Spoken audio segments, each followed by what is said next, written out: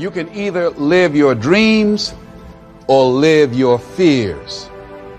And I think the majority of people actually are not living their dreams, but are living their fears. So I want to ask you a question. What are your fears? What are you afraid of? What are you scared of? Because we all have fears, don't we? We all have something that's blocking us, that's holding us back. And as we begin to look at life, what we realize is that the reason that most people are not living out their true potential, are not doing all of the things that they would really like to do, is because of fear. Some people call fear false evidence or expectations appearing real. So you know what? Most people go through life running scared. Running scared from things that have no teeth in them. Because they're false expectations appearing real. That see, we're brilliant enough to scare ourselves to death. You realize that? There are some people actually who get a kick out of scaring themselves to death. What are the things that you fear that's been keeping you from living your dream? That's been keeping you from doing some things that you would like to do? Just think about those things. And how do we begin to handle that? Abraham Maslow said that the life is about growth. And he said, you can either go back to your comfort zone, and there you won't find any growth, or you must be willing to go forward and face your fears again and again and again. Because you're never going to have a fear-free existence. I mean, some fear is acceptable and legitimate. There are some things that you really should be afraid of. Now, you shouldn't allow it to immobilize you. You acknowledge it, you take it into account, and you carry yourself accordingly. There are times that we should proceed with caution. But it's the difference between being stopped by fear. It's the difference between having a fear and the fear having you. So what do? One, acknowledge it. And knowing that it's okay. Don't condemn yourself for being afraid. It's perfectly fine to have some fears. You acknowledge your fears, you embrace those fears, and then you move on. You act on whatever it is that you fear. Because once you embrace it, see, what you resist will persist. What you resist will persist. So one of the most important things is to begin to embrace your fear.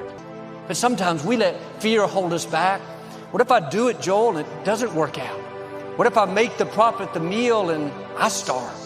What if I give these funds and I can't build my sanctuary? You know, I've heard a lot of experts say that fear isn't real. That is such a bunch of baloney. Fear is so real. In fact, there are probably things that you're afraid of doing right now in your life, in your relationships, at work.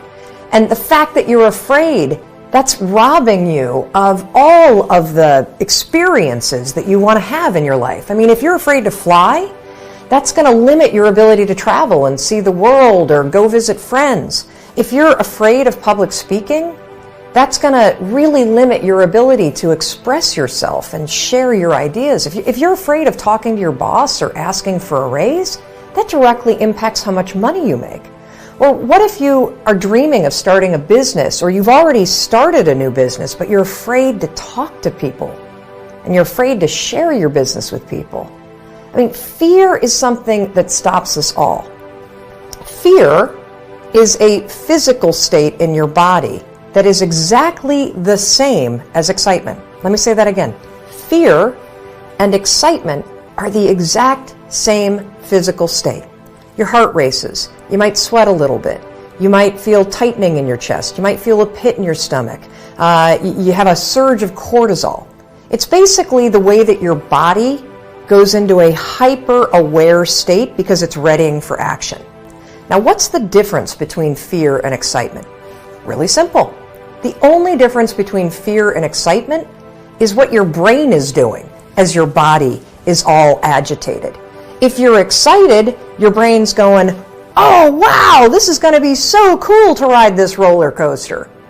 If you're Afraid, your brain's going, no way, there's no way I'm doing that, this is dangerous, get out of there, don't do that. It's saying something different. Fear can paralyze you. Fear can shut you down. Fear can immobilize you.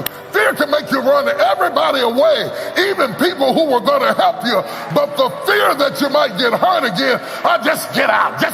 Pack your stuff and get out of here. Just like my daddy, go on, get out.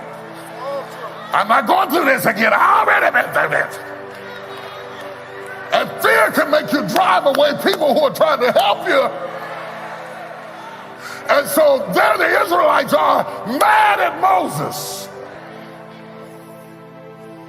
Because your perception of who's with you and who's against you can be disrupted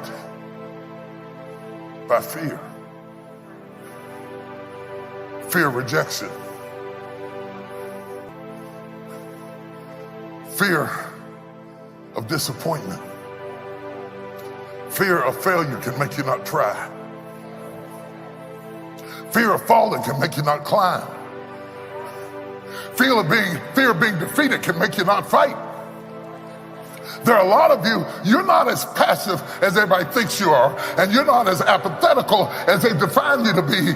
It's just that you're afraid you fall. So maybe I shouldn't climb. If I don't climb, I don't fall. If I don't go, I won't have to go back. If I'm a slave, I wouldn't have to deal with this. Take me back. And all of a sudden, the sights, the sounds, the smells become triggers that make us forfeit what God has in front of us. God is not going to let you down. Don't let fear and doubt keep you from seeing the greatness of our God. He's going to ask you to do things that don't make sense. It's because faith has to do with your heart, not necessarily your mind. That's why the scripture says, lean not to your own understanding. If you can figure it out, make it work on paper, you've got it calculated how it can happen, then you don't need faith. God wouldn't be asking you to do it if He didn't have something much better in your future. But sometimes we let fear hold us back.